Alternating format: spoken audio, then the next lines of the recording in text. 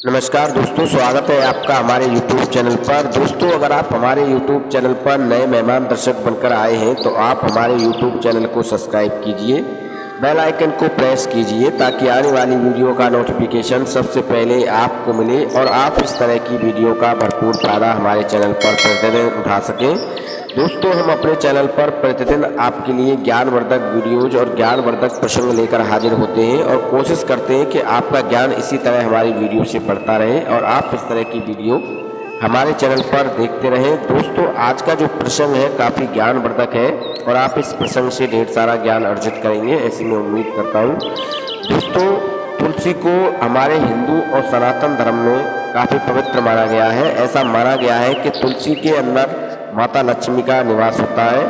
ऐसा माना जाता है कि समुद्र मंथन के दौरान जब अमृत धरती पर छलका था, उसी से माता तुलसी की उत्पत्ति हुई थी। दोस्तों, जिन घरों में तुलसी होती है उन घरों में हमेशा सुख समृद्धि आती है। उन घरों में कभी धन का अभाव नहीं रहता है, उन घर में कभी धन की कमी नहीं रहती है। उस घर में सभी मांगलिक कार्य होते हैं, कभी भी कोई कष्ट उस घर में नहीं आता है। यहाँ तक भी माना गया है कि उस घर में कभी नकारात्मक शक्तियों का प्रवास नहीं होता है, उस घर में कभी धन की कमी नहीं होती है। दोस्तों, अगर आपके घर में तुलसी का पौधा नहीं है तो आप एक तुलसी का पौधा अपने घर में अवश्य लगाएं। तुलसी का पौधा लगाते समय इस बात का अवश्य ध्यान रखें कि तुलसी का पौधा साफ शुद्ध गमले में होना चाहिए और साफ शुद्ध जगह पर होना चाहिए और साफ मिट्टी में ही तुलसी के पौधे को स्थापित करना चाहिए। इसके अलावा तुलसी के पौधे के आसपास गंदगी नहीं होनी चाहिए और तुलसी के पौधे के आसपास कभी जूते चप्पल इत्यादि नहीं उतारें और तुलसा जी के पौधे के आसपास जो भी स्थान है उसे हमेशा स्वच्छ और हरा भरा रखें। दोस्तों, आपको बताते चलें कि तुलसी भगवान विष्णु जी को अत्यंत प्रिय है। ऐसा माना जाता है कि तुलसी सौभाग्यवती होने का आशीर्वाद देती है, यानी कि हर व्यक्ति के इंसान या कोई भी महिला हो उसके जीवन में सौभाग्य आता है। इसके अलावा दोस्तों, तुलसी का वेद पुराण शास्त्रों में काफ़ी अच्छा वर्णन किया गया है। काफ़ी अच्छे तरीके से तुलसा जी के बारे में वेद पुराण शास्त्रों में लिखा गया है। इसके अलावा दोस्तों, हमेशा आप इस बात को ध्यान रखिए कि सुबह सूर्योदय से पहले नहाने के बाद तुलसी में 1 लोटा जल अवश्य चढ़ाना चाहिए। 1 लोटा जल आप तुलसी में अगर चढ़ाते हैं तो आपकी समस्त मनोकामनाएं पूर्ण हो जाती हैं और माँ तुलसी आपको मनोवांछित फल देती है।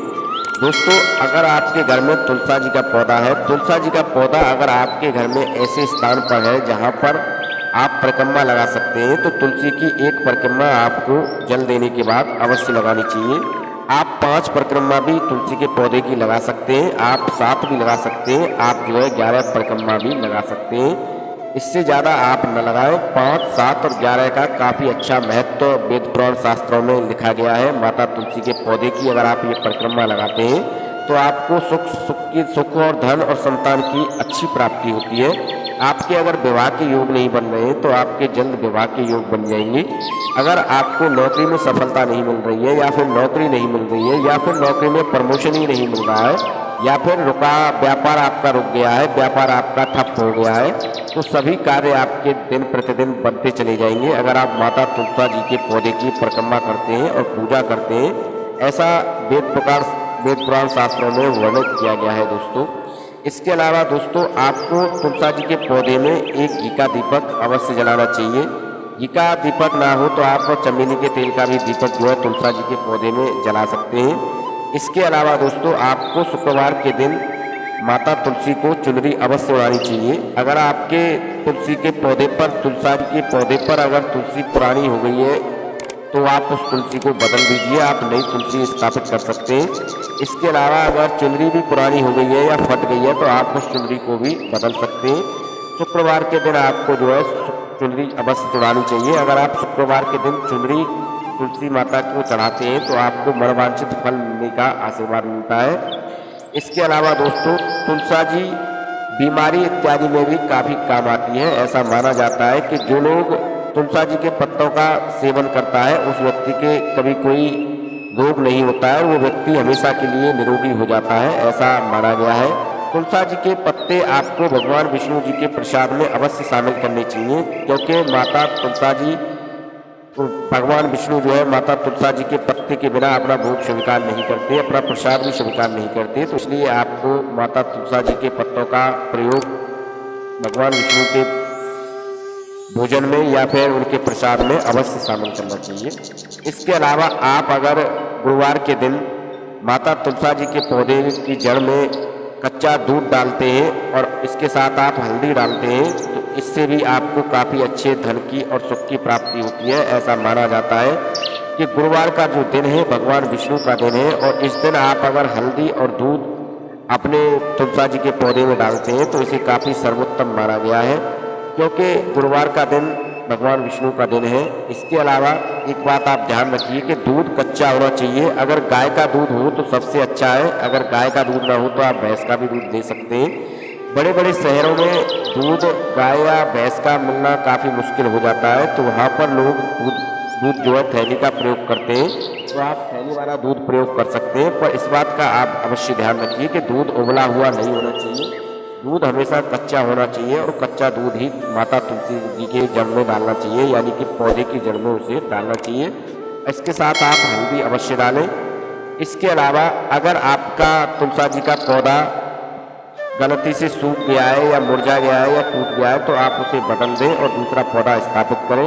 आप उस तुलसा जी के पौधे को कहीं गंदी जगह पर ना फेंकें, उसे किसी गंगा जी या जमुना जी किसी पवित्र नदी में उसे बहा दें, ये काफ़ी उत्तम रहेगा, क्योंकि गलत जगह पर तुलसा जी के पौधे को फेंकना काफ़ी अशुभ माना गया है और इससे आपको अशुभ परिणाम देखने के लिए मिल सकते हैं। तुलसा जी के पौधे के सामने अगर आपके पास टाइम है तो आप 5 मिनट का टाइम निकालकर तुलसा जी के पौधे के सामने आसन लगाकर बैठ जाइए और माता तुलसा जी के मंत्र का जाप कीजिए। इसके अलावा आप गायत्री मंत्र का भी जाप कर सकते हैं। ऐसा करने से आपकी समस्त मनोकामनाएं पूर्ण हो जाती हैं, माता लक्ष्मी आपको वरवांछित फल देती है और आपके जीवन में सौभाग्य आता है। अगर दुर्भाग्य आपके जीवन में आया हुआ है तो दुर्भाग्य आपका पीछा छोड़ देगा और सौभाग्य आपके जीवन में आएगा। इसके अलावा दोस्तों, जब आप तुलसा जी के पौधे में दूध डालते हैं तो आपका जो पात्र है वो चांदी का होना चाहिए। चांदी का पात्र काफ़ी शुभ और शुद्ध बताया जाता है। अगर चांदी का पात्र ना हो तो आप तांबे का पात्र ले सकते हैं या फिर आप मिट्टी का ले सकते हैं या फिर आप स्टील का ले सकते हैं, कोई भी पात्र आप ले सकते हैं।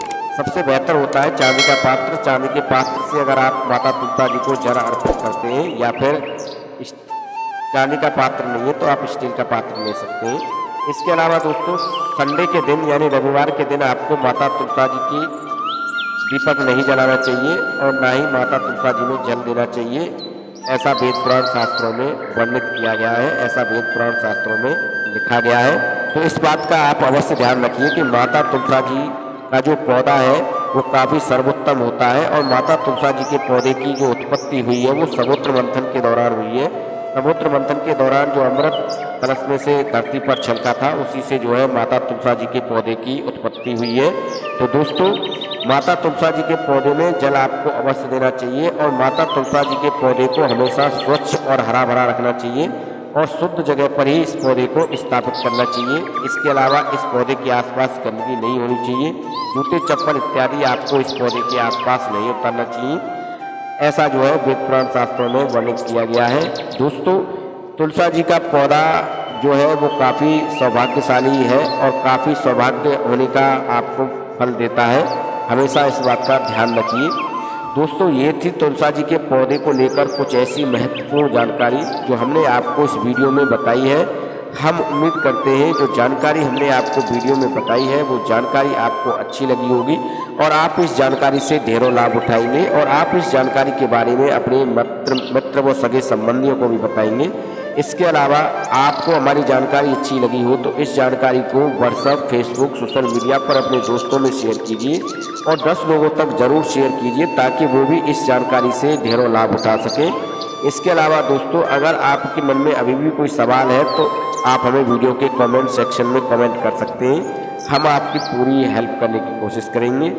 तुलसा जी के पौधे से और भी जुड़ी जानकारी और भी जुड़ी वीडियो हम अपने चैनल पर प्रतिदिन आपके लिए लाते रहते हैं और कोशिश करते रहते हैं कि आपका ज्ञान निरंतर इसी तरह हमारी वीडियो से बढ़ता रहे और आप दिन रात चौगुनी तरक्की करते रहें।